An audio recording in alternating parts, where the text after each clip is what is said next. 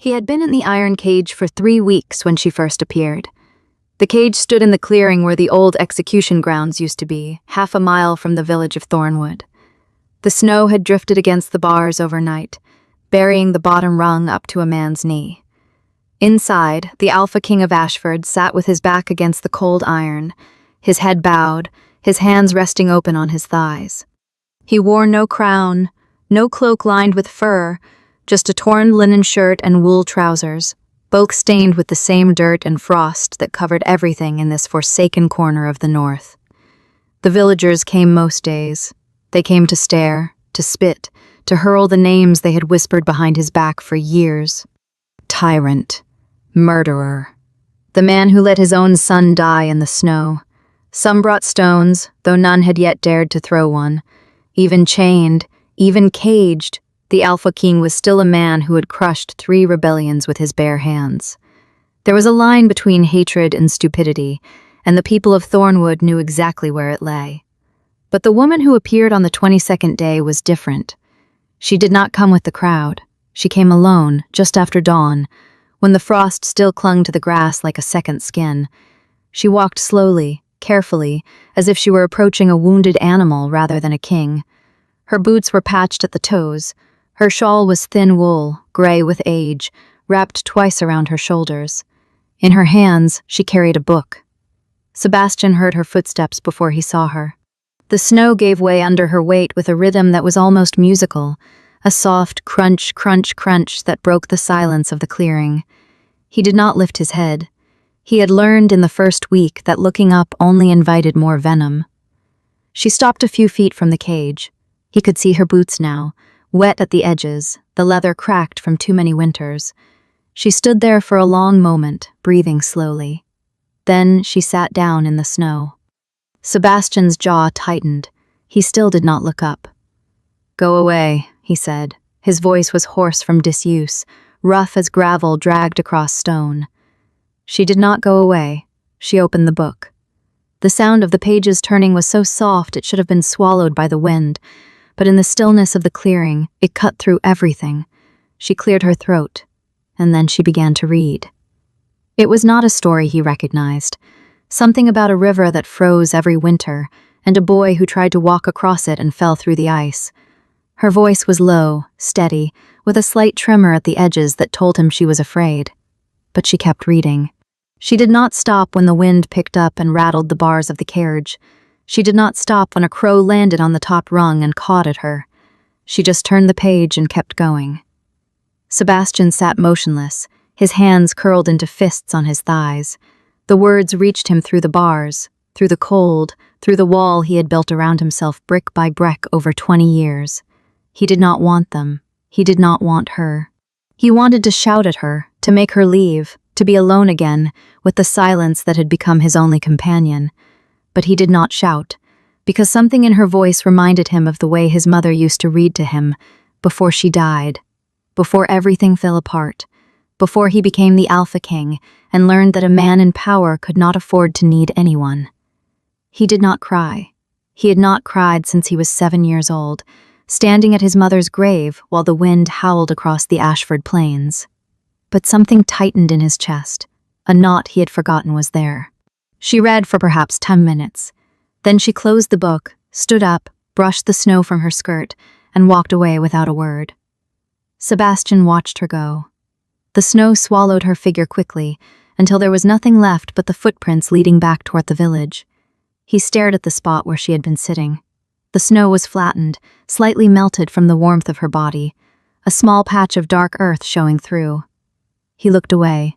But that night, when the wind screamed through the clearing and the cold crept into his bones like a familiar enemy, he found himself listening for footsteps that did not come. He told himself he was a fool. He told himself she would not return. She had satisfied her curiosity, or her pity, and now she would go back to her life, to her warm hearth and her safe bed. But the next morning, when the first light touched the tops of the pines, she was there again, sitting in the same spot, the same book open in her hands, the same quiet voice, reading about a frozen river and a boy who drowned. This time, he did not tell her to go away. He did not say anything at all. The book had belonged to her mother.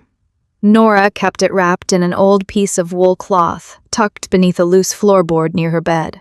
The pages were yellowed and soft at the edges, and the binding had been repaired 3 times with coarse thread.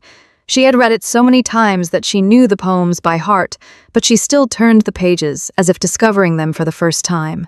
Her mother had died when Nora was 17, 8 years ago, the same winter that the king's son had been lost in the storm.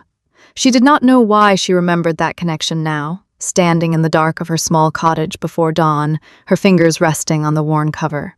Perhaps because loss had a way of tying itself to other losses, like roots beneath the earth. She had not planned to go back to the cage. The first time, she told herself, had been a foolish impulse. She had woken early, unable to sleep, and walked to the edge of the forest to clear her head. The cage had been there, and the man inside it, and she had sat down without thinking, as if the book had made the decision for her.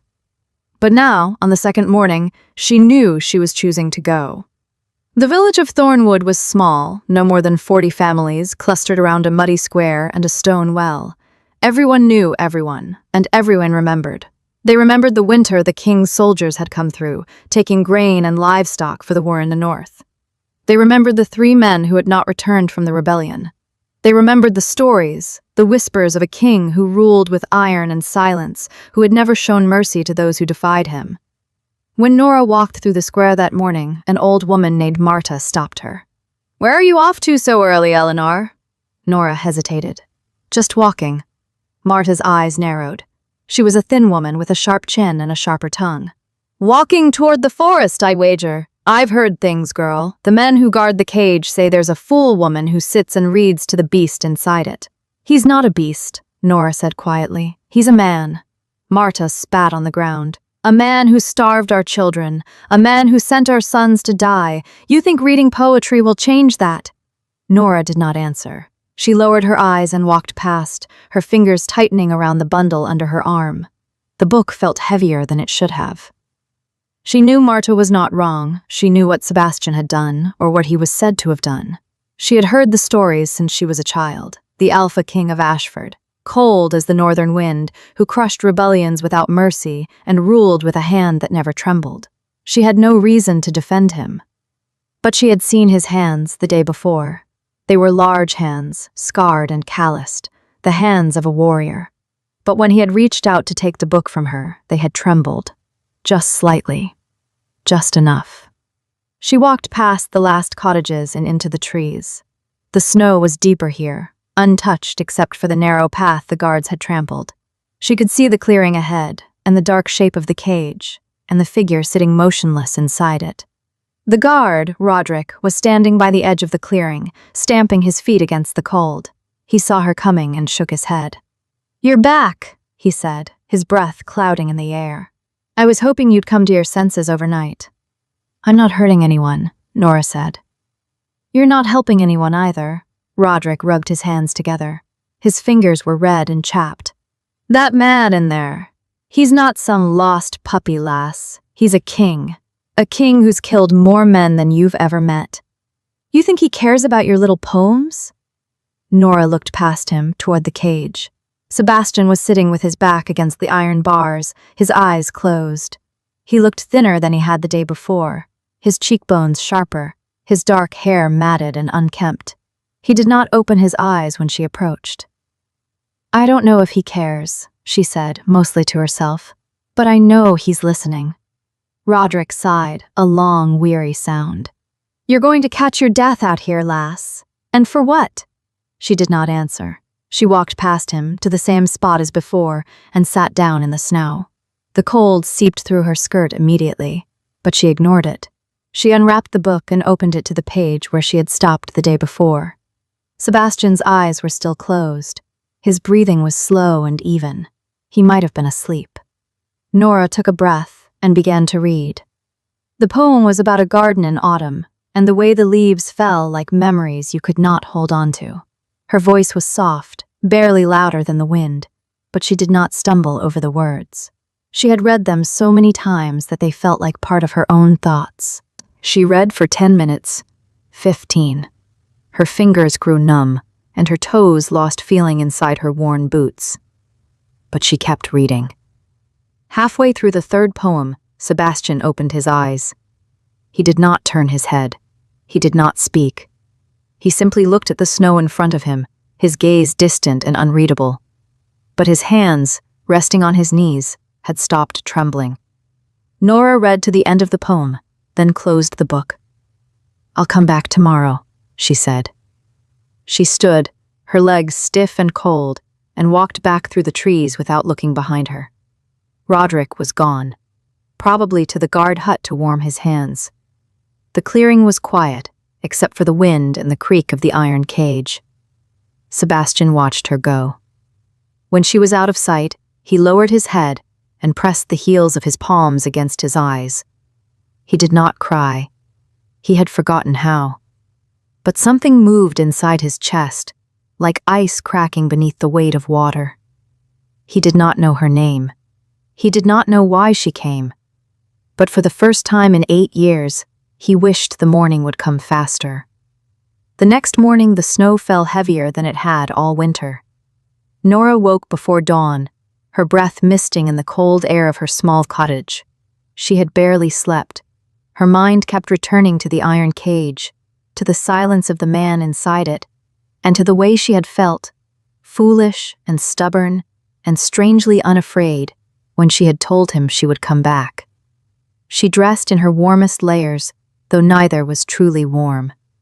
Her wool dress was patched at the elbows, her shawl thin from years of use. She wrapped her mother's old scarf around her neck, tucking the ends into her collar, and picked up the book from the table. Her mother's book. She had not opened it in months, not since the anniversary of her death, when she had sat alone in this same cottage and read the poems aloud to an empty room. The poems were old, some of them handwritten on pages that had yellowed with age. Her mother had loved them, had memorized them, had recited them while kneading bread or mending clothes by the fire. Nora did not know why she had chosen to bring this particular book to the cage.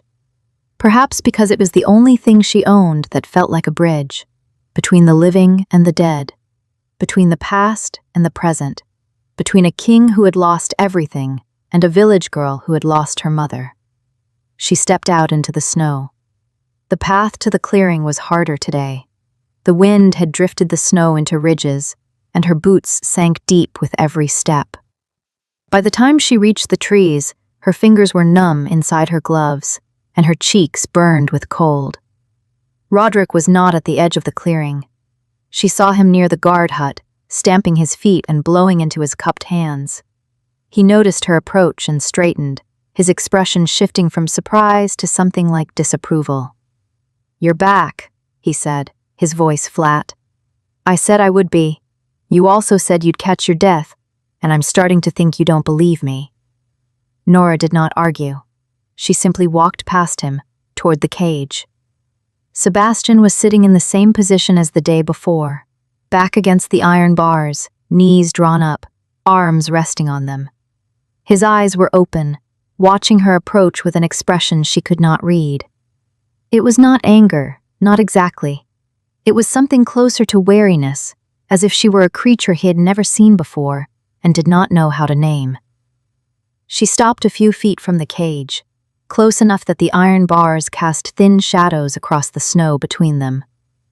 "I brought a book," she said. He did not answer. "It belonged to my mother. She used to read to me from it when I was small." Nora paused, unsure why she was telling him this. The poems are about the sea and the mountains and people who loved each other and lost each other. Still, he said nothing. She sat down in the snow, cross-legged, the cold seeping through her skirts immediately. She opened the book to a page she had marked with a dried leaf. The poem was one she knew by heart, one her mother had recited on the night she died. A poem about a father who lost his son to the sea and who stood on the shore every evening, waiting for a ship that would never return. Nora began to read. Her voice was quiet at first, almost swallowed by the wind, but as she read, the words grew steadier. She did not look at him. She looked at the page, at the faded ink, at the words her mother's fingers had traced more than once.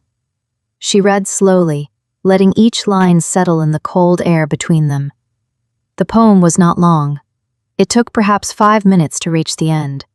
The final lines spoke of the father standing on the shore, his hair turned white, his eyes fixed on the horizon, still waiting even though he knew, in his heart, that the boy was gone.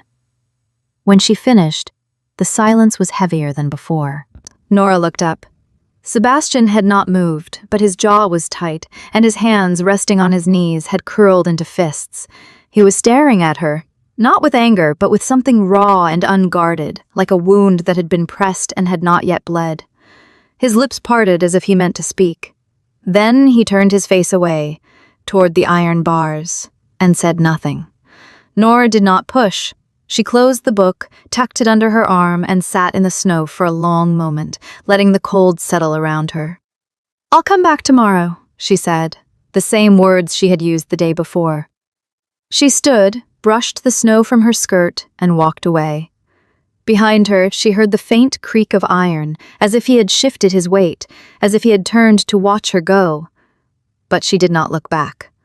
The snow had not stopped falling for 3 days. Nora woke each morning to a world that seemed buried deeper than the day before. The paths between the cottages had become narrow trenches, and the old oak at the edge of the village wore a thick white shroud that bent its branches nearly to the ground. The cold bit through every layer she owned, and her fingers, when she gripped the worn spine of the poetry book, were stiff and pale. She did not tell anyone where she was going. Her aunt, with whom she lived since her mother's passing, had stopped asking. The old woman simply watched Nora fill a small satchel with bread and dried apples each afternoon and said nothing. Perhaps she knew? Perhaps she did not want to know. On the 4th day, Nora added something new to her satchel. It was a blanket, not a fine one, but thick and mended in 3 places, made of wool that had once been gray and was now the color of ash and memory. She had wrapped it tightly and tied it with a length of twine. It was the warmest thing she owned aside from her cloak, and she knew that if she brought it to the cage, she would spend the night shivering in her cot. She brought it anyway. The walk to the forest clearing took longer than before. The snow had drifted high in the hollows, and she had to pick her way carefully, her boots sinking past the ankle with every step. By the time she reached the edge of the clearing, her breath came in white clouds and her cheeks were numb. The iron cage stirred where it had always stood, a black skeleton against the endless white. Sebastian was inside, sitting in his usual place, back against the bars, knees drawn up, arms resting loosely across them. He did not look up when she approached, but she noticed that his shoulders, which had been rigid on the first day, had relaxed just slightly, as if he had grown used to the sound of her footsteps in the snow. She stopped a few feet from the cage. "Good afternoon," she said, her voice thin in the cold. He did not answer. She set down the satchel and pulled out the folded blanket. It was heavy in her hands, smelling faintly of wood smoke and dried lavender, the scent her mother had loved. She held it for a moment, then stepped forward and laid it on the ground near the edge of the cage, just within reach of the bars. "I brought you something," she said. "The nights are getting colder." Silence. She did not wait for a response. She sat down in her usual spot, brushed the snow from a flat stone, and opened the book to a page she had marked the night before. It was a short poem about a man who planted a tree in a field where his wife used to sit, and who watered it every day, even though nothing grew. She began to read. Her voice was steady, though her hands trembled slightly from the cold. The words rose into the frozen air, and the forest listened with her. A crow called from a distant branch. A clump of snow slid from a pine bough and landed with a soft thump. And somewhere behind her, in the cage, she heard the faintest shift of fabric, the sound of a man adjusting his position to hear better. She read to the end of the poem, then closed the book.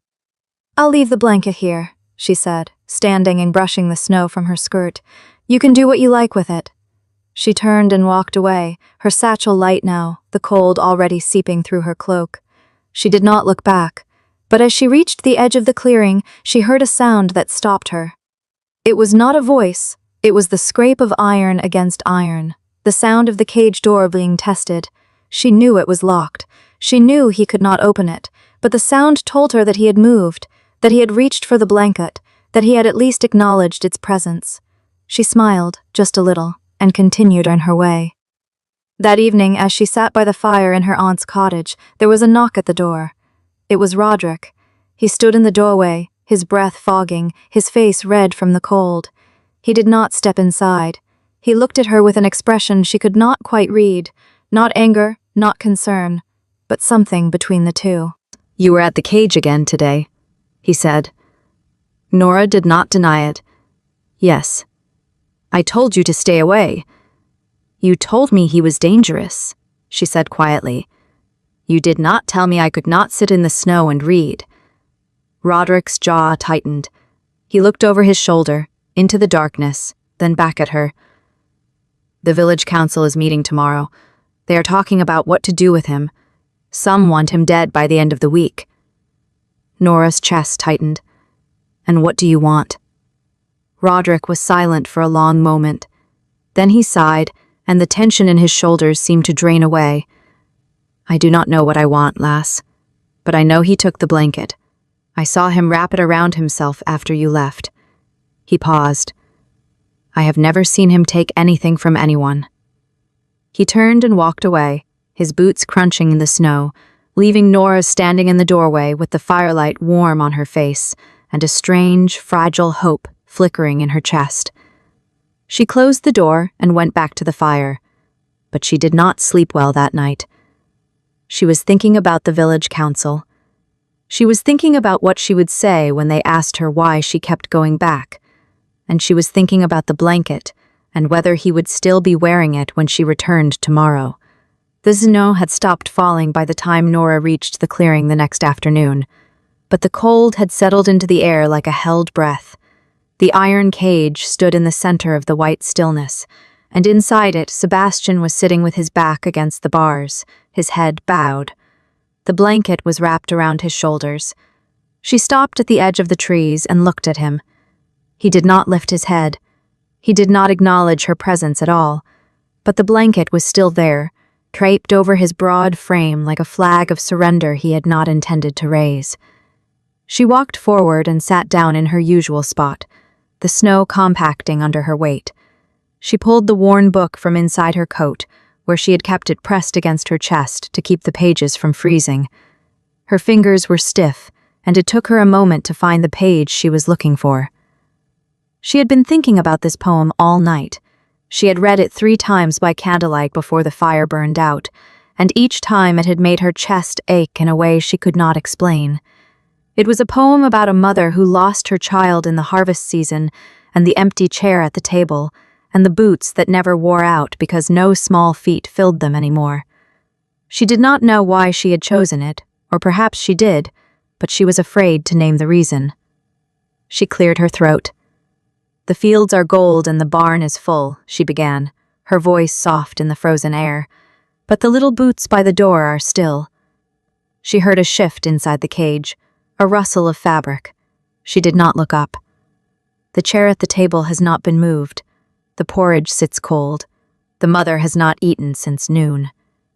Her voice trembled on the last word, but she kept going.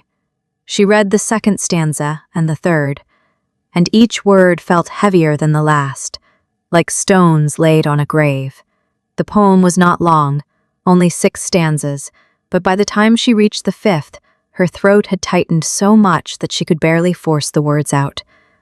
"And the wind in the eaves sings a lullaby, but there is no one to hear it but the sky." She stopped. The silence that followed was not like the silences before. It was thicker, denser, as if the air itself had turned to glass. She could feel the weight of it pressing against her ears. And then she heard a sound. It was not a word, it was not a cry, it was a breath, a broken, jagged breath that seemed to tear itself out of a chest that had been holding it for years. She looked up. Sebastian had lifted his head. His face was half in shadow, half in the pale gray light of the winter afternoon, and for the first time since she had seen him, his eyes were not cold. They were wet. "Stop," he said. His voice was low and raw, scraped clean of all its usual authority. It was not a command. It was a plea. Nora closed the book. She did not move. She did not speak. She simply sat there, her hands resting on the cover of the book, her breath forming small clouds in the cold air. Sebastian's jaw was clenched so tight that she could see the muscle jumping beneath his skin. He was fighting something vast and old and terrible that had been locked inside him for so long that it did not know how to find the door. "That poem," he said, and his voice cracked on the second word. "Where did you find it?" "In an old book," she said quietly. "My mother's book. She used to read it to me before she died." He closed his eyes. His hands were gripping the iron bars now, his knuckles white against the rusted metal. "Read the last stanza," he said. She hesitated. The last stanza was the hardest. It was the one that had made her cry in the dark of her own room the night before. "Please," he said. It was the first time he had ever said that word. She opened the book again, her fingers trembling, and found the last stanza. "And the mother sits by the window at dusk, and she holds a small boot in her hands like a prayer. And she does not ask why the Lord took him home, she only asks that the wind be gentle where he sleeps." She finished, and the silence fell again. And then Sebastian made a sound that she had never heard from a grown man before. It was a low, broken moan, the sound of something collapsing inward. He pressed his forehead against the iron bars, and his shoulders began to shake. He did not sob, he did not weep openly. He made no sound at all after that first broken breath, but his body trembled with the force of a grief that had been denied for 8 years, and his hands stayed wrapped around the bars, as if they were the only thing holding him upright. Nora did not move toward him. She did not reach through the bars. She did not say a word. She knew that this was not a moment for comfort. This was a moment for witnessing. This was a man who had never allowed himself to be seen, and she would not steal his dignity by rushing in where she had not been invited. She simply sat there, holding the book, her own eyes wet, and let him cry. After a long time he lifted his head. His face was shattered, not in anger, but in something far more vulnerable. His eyes were red, his cheeks stained, and the mask of the Alpha King had crumbled into dust. "Why are you here?" he whispered. His voice was barely audible. "Why do you keep coming back?" She looked at him for a long moment, then she said very softly, "Because I think you have been sitting in a cage much longer than 3 weeks, Your Grace, and I think no one has ever sat with you in it." He stared at her. His chest rose and fell in uneven breaths. "Do you know what I did?" he asked, and there was a tremor in his voice that was almost childlike. "Do you know why they put me here?" "I do not care why they put you here," she said. "I only care that you are here now." He let out a breath that was half laugh, half sob. "You are a fool, Eleanor of Thornwood." "Perhaps," she said, and she almost smiled, "but I am a fool with a book and a blanket, and I will be here again tomorrow." She stood up, her legs stiff from the cold, and tucked the book back inside her coat. She did not look back as she walked toward the edge of the clearing, but she heard his voice behind her, thin and raw in the cold air. "Read the one about the boy again." She stopped. She turned her head just enough to see him over her shoulder. "Tomorrow?" she asked. He did not answer, but he did not say no. And that, she decided, was enough. The village council met at dawn in the old stone hall at the edge of Thornwood. The hall had no windows, only a single iron brazier in the center that cast long, wavering shadows across the faces of the 12 elders who sat in a half-circle on wooden benches. Their breath plumed in the cold air. Frost clung to the edges of the doorframe. Outside, the first light of morning was pale and thin, barely strong enough to melt the ice on the cobblestones. Nora stood at the back of the hall, pressed against the wall. She had not been summoned. She had come on her own, her hands buried in the folds of her mother's old shawl, the empty space where the book usually sat feeling strange and wrong against her ribs. She had left it at home that morning, deliberately. She had known this meeting would not be a place for poetry. Elder Marwick, the oldest of the 12, rose from his seat with a groan of stiff joints.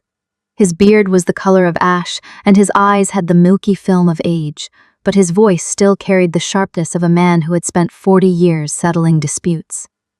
"We have debated this matter long enough," he said, his words echoing off the bare stone walls. "The Alpha King sits in a cage in our forest, and every day he remains alive is a day that Ashford's loyalists may ride south to find him. We are not a fortress. We are a village of farmers and shepherds. If his people come, we will not survive." A murmur rippled through the elders, heads nodded, fingers tapped against knees. The man seated to Marwick's right, a lean-faced farmer named Aldrich, who had lost 2 sons to a border skirmish 7 years earlier, spoke without standing. "Then we end it, quickly, before the snow melts and the roads clear." "End it," another voice repeated, "before he brings his war to our doorstep." Nora's throat tightened. She pressed her fingernails into her palms and said nothing. She had not come to speak. She had come only to hear, to know what was being decided about the man who had asked her to read the poem about the boy again. But then Elder Marwick turned his head, his milky eyes scanning the crowd as if he sensed something out of place. "Is there anyone here who speaks for the prisoner?" Silence. The hall was full. Nearly 40 villagers had crowded in, farmers and their wives, the blacksmith, the miller's daughter, but no one moved, no one raised a hand. The only sound was the crackling of the brazier and the distant caw of a crow somewhere in the frozen trees. Nora's heart beat hard against her ribs. She knew she should stay quiet. She knew she had no standing here. She was a woman without a husband, without land, without a voice in the council's eyes. Her mother had taught her that silence was survival, that a woman who spoke too loudly in a room full of men would find herself locked out of the village entirely. But she thought of the way his hand had trembled when she read the last stanza. She thought of the word "please" falling from his mouth like a stone dropped into still water. She stepped forward. "I speak for him." The hall went still. Every pair of eyes turned toward her. Elder Marwick's brow furrowed, and he leaned forward as if trying to place her face. "You are the Thornwood girl, Eleanor, is it?" "Nora," she said. Her voice came out steadier than she expected. "I am Nora." "You live in the crofter's cottage at the north edge, do you not?" "Yes." "And you have been visiting the prisoner?" It was not a question, he already knew. Nora felt a cold trickle of sweat run down her spine, but she did not look away. "Yes," she said again. A woman in the front row, the blacksmith's wife, let out a sharp laugh. "She sits in the snow and reads to a tyrant. My husband saw her. He said she looked like a fool, shivering with a book in her hand." A few scattered chuckles. Nora's face burned, but she held her ground.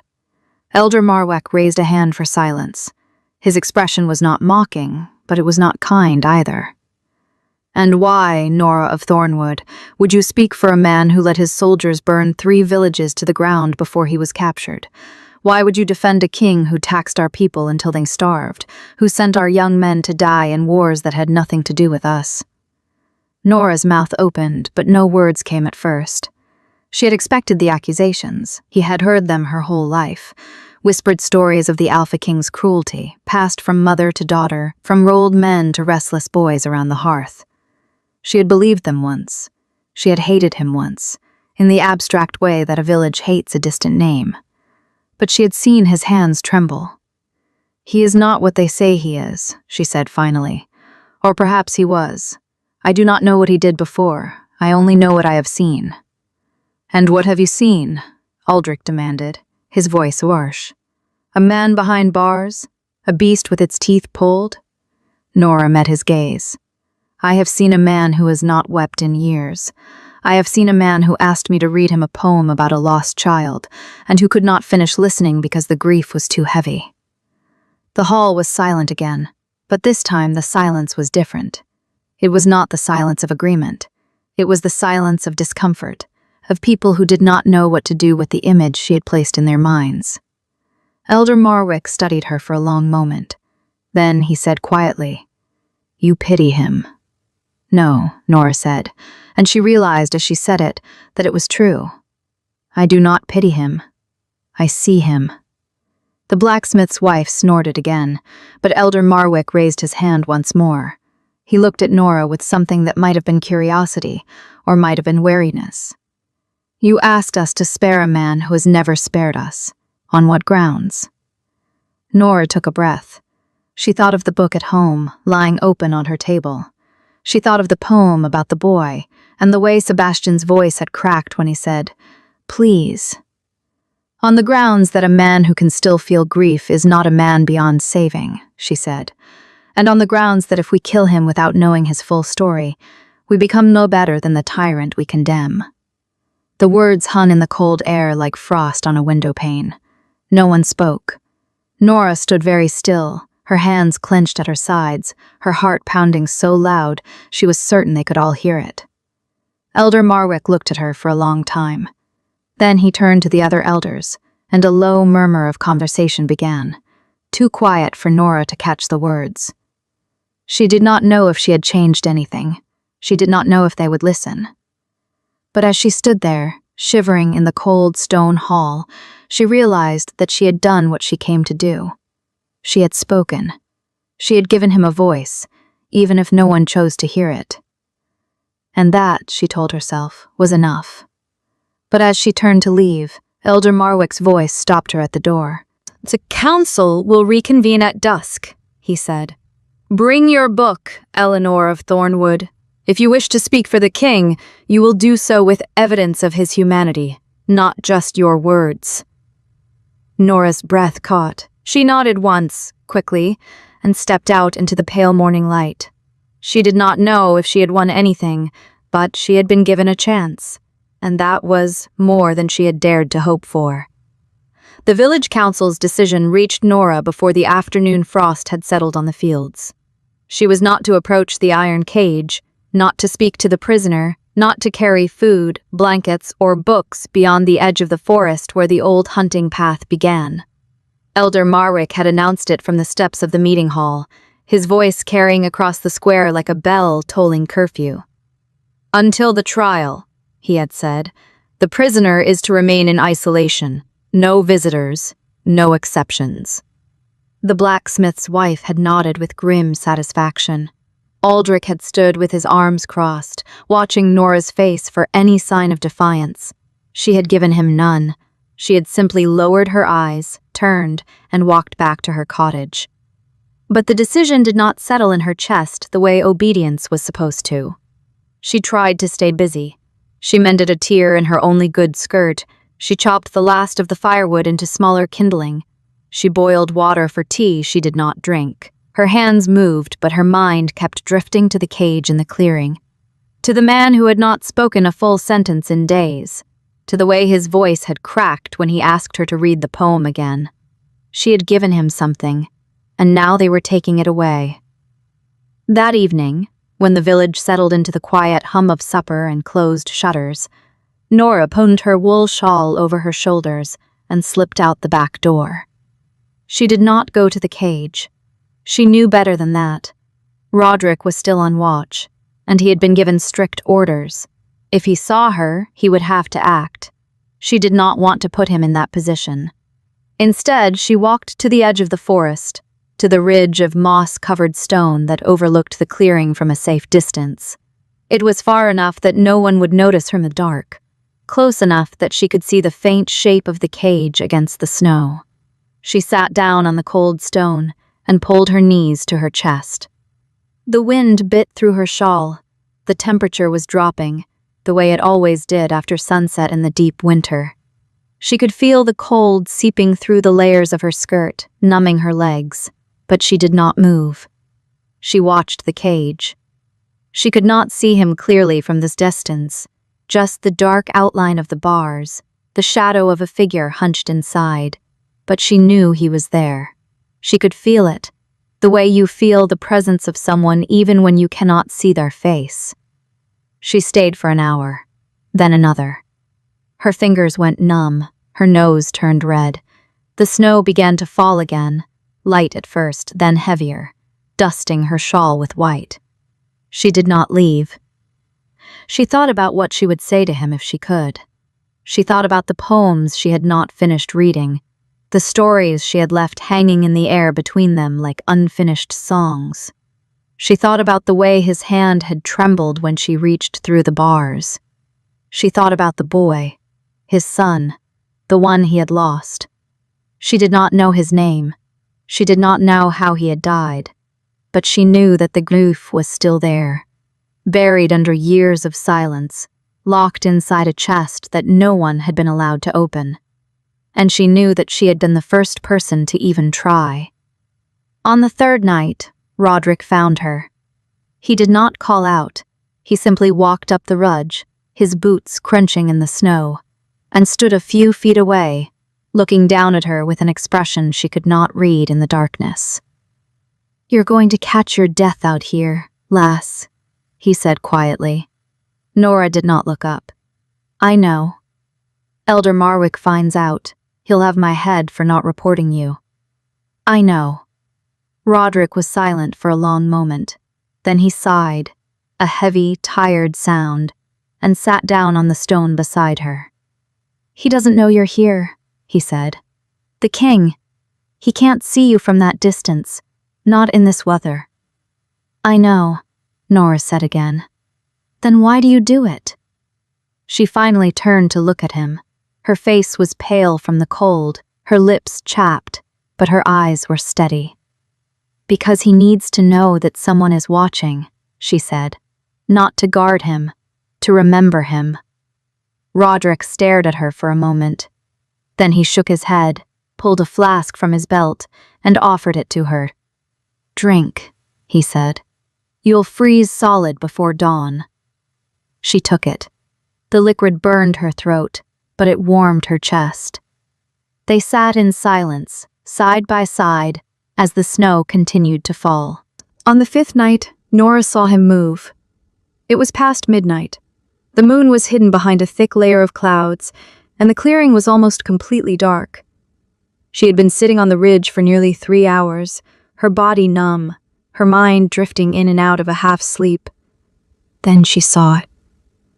A shift in the shadows inside the cage, a figure rising, slowly, painfully, as if every joint ached. He moved to the front of the cage and gripped the bars with both hands. She could not see his face, but she could see the shape of his shoulders, the way they slumped forward, the way his head dropped as if he were carrying a weight too heavy to bear. He stood there for a long time, staring out into the darkness. And then he did something that made her breath catch. He raised one hand. Not in a wave, not in a signal, just a hand, lifted to the cold air, as if he were reaching for something he could not see, as if he were reaching for her. Nora pressed her hand to her mouth. Tears burned in her eyes, but she did not let them fall. She did not know if he could see her.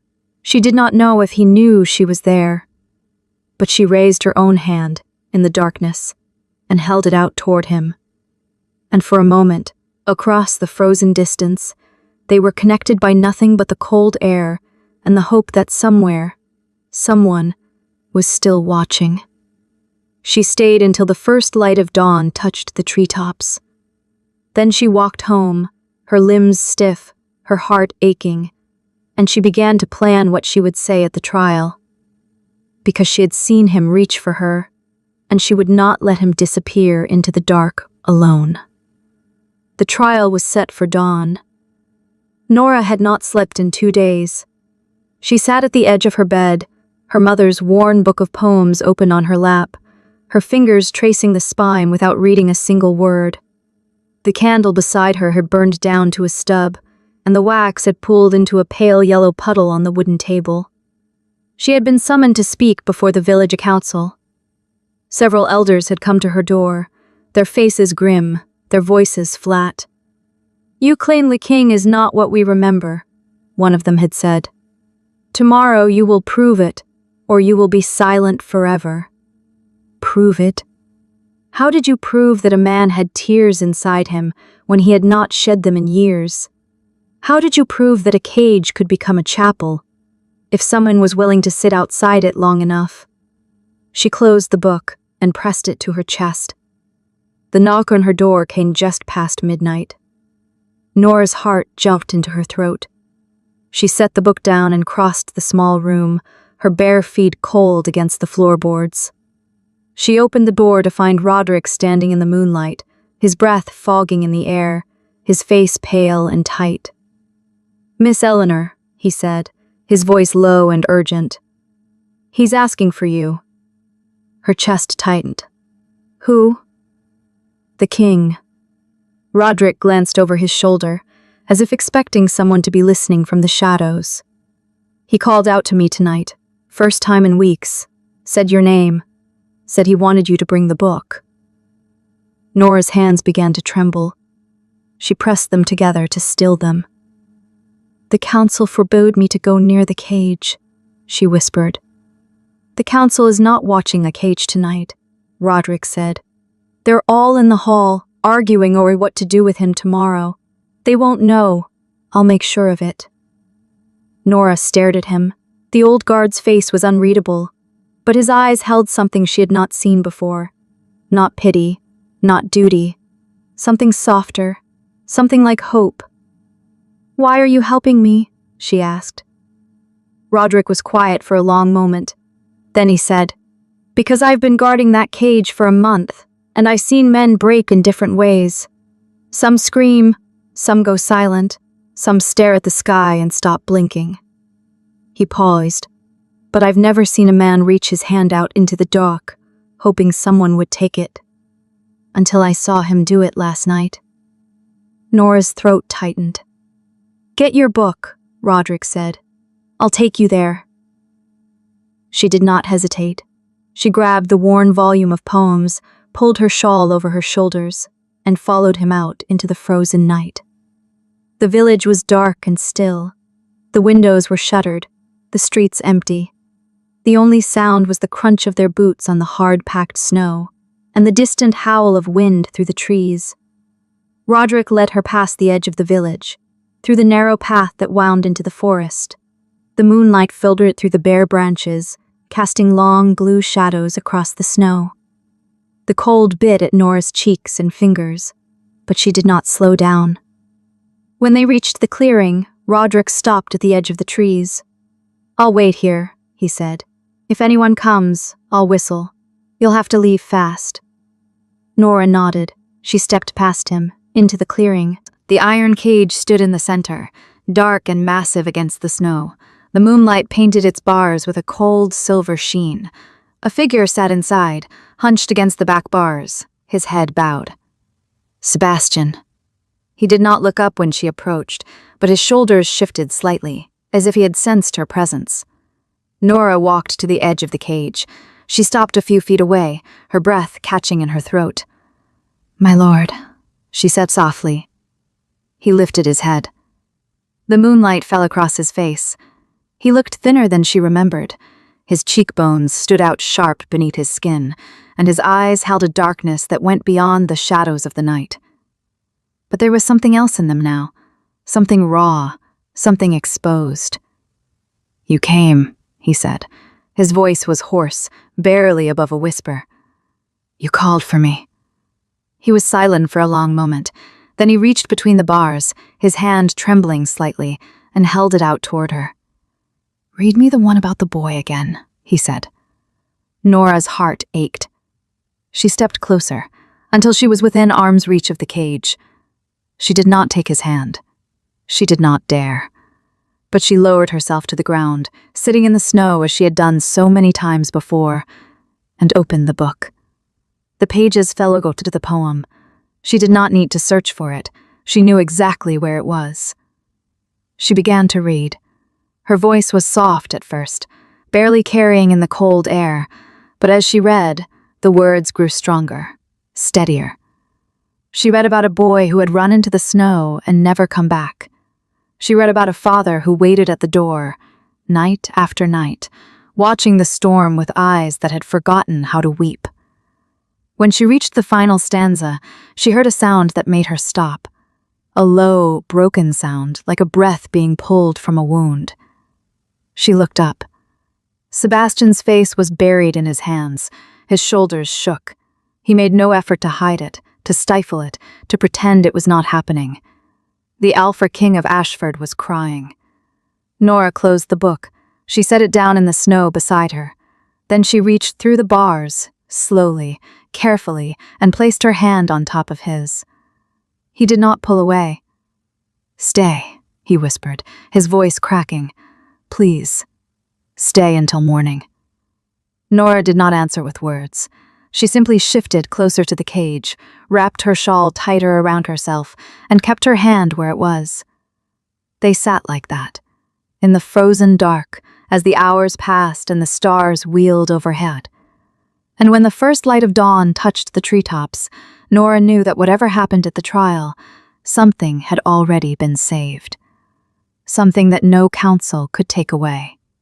The dawn light crept through the trees, pale and cold, touching the iron bars of the cage with a gray gleam.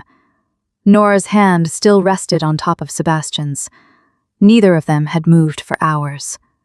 She felt his fingers shift beneath hers, a slow movement, as if he was testing whether she would pull away. She did not. "You should go," he said, his voice hoarse from the night of weeping. "The council will convene at midday. If they find you here, they will use it against you." "I know," Nora said quietly. "I'm not leaving." He lifted his head.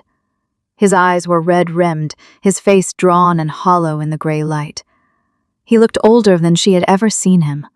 The mask of the Alpha King was gone, and beneath it there was only a man who had carried a weight for too long.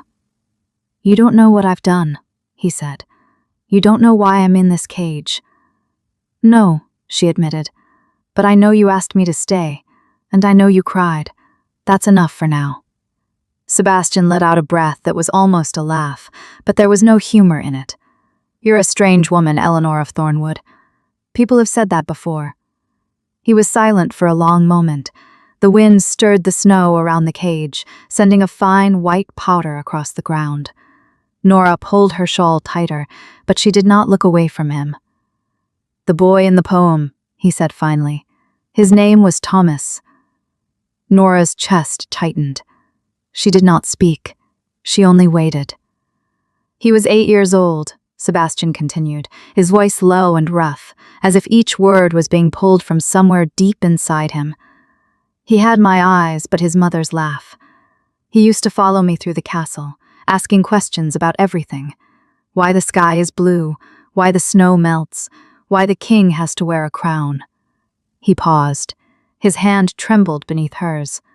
"I told him once that a king's crown is not a gift, it is a burden." He looked at me with those serious eyes and said, "Then why don't you take it off sometimes, father?" Nora felt her eyes sting. She blinked hard. "I didn't have an answer for him," Sebastian said. "I should have. A father should always have an answer for his son. But I didn't." He turned his hand over beneath hers, palm up, and she felt his fingers close around hers. The grip was light, tentative, like a man who had forgotten how to hold something without crushing it. "It was winter," he said, 8 years ago. "A storm came in from the north faster than anyone expected. I was in the war room, planning a campaign against a neighboring lord who had been raiding our border villages. Thomas was supposed to be in the nursery, with his tutors." His voice broke. He stopped. Nora squeezed his hand, just once, a small pressure that said, "I am here." "He wanted to see the horses," Sebastian said. "He had a new pony, a little gray thing that he adored. He slipped past the guards and went to the stables alone. The storm hit while he was out there." Nora closed her eyes. She could see it. A small boy in a heavy coat, leading a gray pony through swirling snow, the wind howling, the sky turning white. "The guards found him the next morning," Sebastian said. "He had taken shelter under an oak tree, but the cold had already taken him. He was curled up with his arms around the pony's neck. They said he didn't suffer." His hand tightened around hers, hard enough to hurt. "They lied," he whispered. "He was 8 years old. He was alone in the dark. Of course he suffered." Nora opened her eyes. A tear slid down her cheek, cold against her skin. She did not wipe it away. "I was in the war room," Sebastian said. "I was planning battles while my son was dying in the snow. I was not there. I was never there. I was always the king, always the alpha, always too busy being strong to be a father." His voice cracked on the last word. He pulled his hand away from hers and pressed both palms against his face. His shoulders shook. "I ordered the guards to say it was quick," he said, his voice muffled. "I ordered them to lie to the entire kingdom, because I could not bear for anyone to know that I had failed him, that I let him die alone." Nora sat very still. The wind picked up, rattling the iron bars, but she barely heard it. All she could hear was the sound of a man breaking open after 8 years of silence. "I built this cage myself," Sebastian said, lowering his hands. His face was wet. He did not seem to care anymore. "After Thomas died, I could not sleep. I could not eat. I could not look at my own reflection without seeing the face of a coward. So I came here, to this clearing, and I built a cage." Nora stared at him. "You built it?" "With my own hands. I told the villagers I was punishing myself for my failures as a king. I let them believe I had committed some terrible crime against the realm. It was easier than telling them the truth, that I was a father who let his son die." He let out a bitter laugh. "They were happy to believe it. They had always feared me. Now they had a reason to hate me. It made them feel powerful." "But Roderick said the council was going to execute you," Nora said. "He said, Roderick knows part of the truth. He knows I imprisoned myself, but does not know why. No one does. Until now." Nora looked at the iron bars, at the cold metal that had surrounded him for weeks. She thought about the hours she had spent sitting in the snow, reading poems to a man who would not speak. She thought about the first time he had pulled her blanket through the bars. She thought about the night before, when he had asked her to read the poem about the boy. "You didn't build this cage to punish yourself," she said slowly. "You built it so you would not have to face the world, so you would not have to forgive yourself." Sebastian looked at her. His eyes were raw, empty, as if he had poured out everything he had and there was nothing left. "Can you think of a reason I should?" he asked. "A single reason why a man who let his child die alone in the snow deserves to be forgiven." Nora did not answer immediately. She reached down and picked up the book of poems from the snow. The pages were damp at the edges, but the words were still legible. She opened it to a page near the middle, where a single poem was marked with a pressed flower, long-drawled and brown. "This book belonged to my mother," she said. "She died when I was 12. She was not a queen or a lady of the court. She was a farmer's wife who worked from dawn until dusk and had hands that were always rough from work." Sebastian watched her, his expression unreadable. "She used to read to me at night," Nora continued. "Even when she was exhausted, even when her eyes were so tired she could barely see the words. She would sit on the edge of my bed and read until I fell asleep." She looked up at him.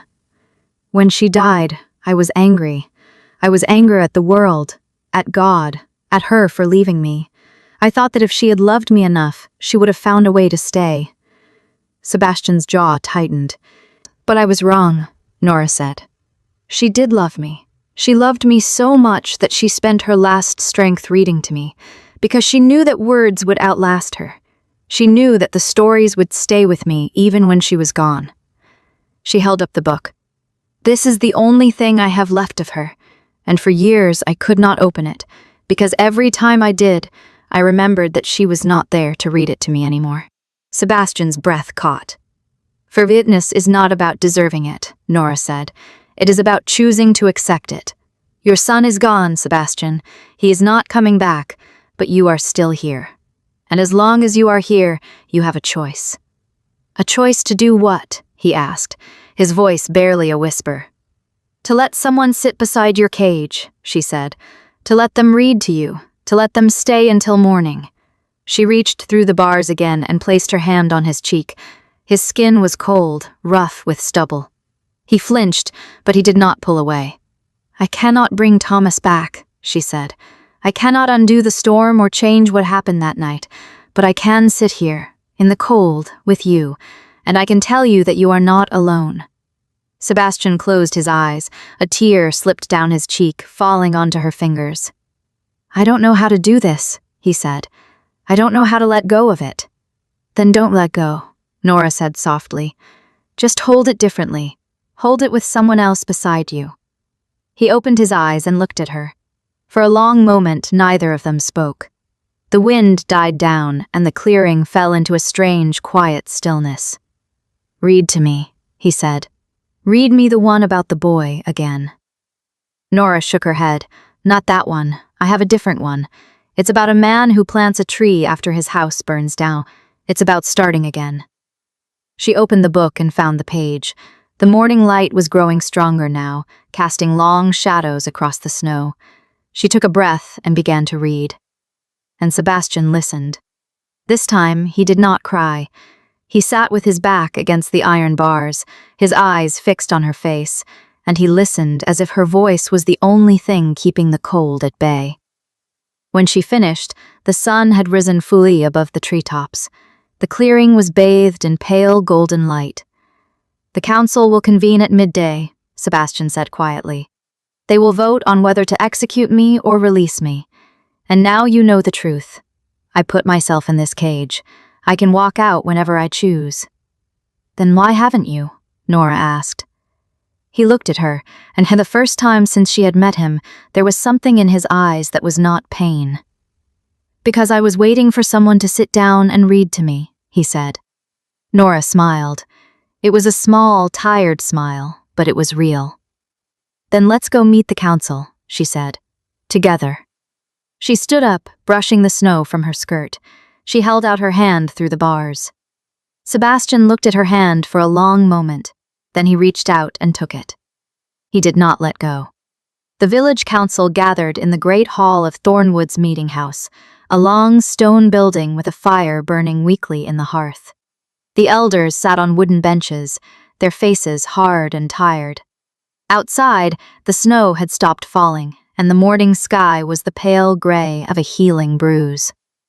Nora stood near the back of the hall, her hands clasped in front of her, her breath shallow.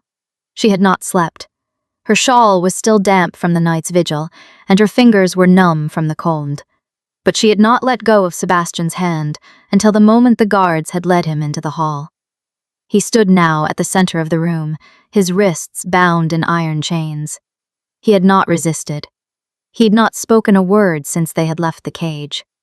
His eyes were fixed on the floor, his shoulders bent in a way that made him look smaller than the man who had once commanded armies. The head elder, a woman named Marta with gray hair and sharp eyes, rose from her seat. Her voice carried across the hall like a blade. "Sebastian of House Ashford," she said, "you stand before us as a man who has ruled this land with fear. You have been accused of tyranny, of cruelty, of forgetting that the people you govern are not your enemies. Do you deny these charges?" Sebastian lifted his head. His voice was hoarse, but steady. "I do not deny them," he said. "I have done all of those things, and more." A murmur ran through the hall. Marta's eyes narrowed. "Then why," she said, "should we not sentence you to death, as you would have sentenced any man who rose against you?" Sebastian was silent for a long moment. Then he spoke, and his voice cracked on the first word. "Because I have spent 8 years punishing myself worse than any of you could punish me," he said. "I built the cage you found me in. I locked myself inside it. I have not eaten warm food or slept under a roof since the winter my son died, because I did not deserve to." The hall fell so quiet that Nora could hear the snow melting from the roof, a steady drip, drip, drip against the stone floor. Marta's expression did not change. "You speak of your son, but you have never spoken of him to this village. We knew only that he had died and that you had withdrawn from the world, leaving us without a ruler, without protection, without answers." Sebastian's jaw tightened. I could not speak of him. Every time I tried, the words turned to ash in my mouth. I was ashamed, not of his death, but of my absence when it happened. I was in the war room planning a campaign, while my 8-year-old boy walked into a blizzard to check on a foal he had named Storm, and I did not know. I did not even look up from my maps until the guards came to tell me he was gone. His voice broke. He stopped, and the silence stretched. Nora felt tears running down her own face. She did not wipe them away.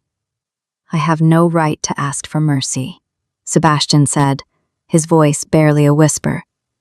But I am asking for a chance, not to rule again, but to live, to try to be something other than what I was. I cannot bring my son back, but I can stop running from his memory." Marta looked at him for a long time.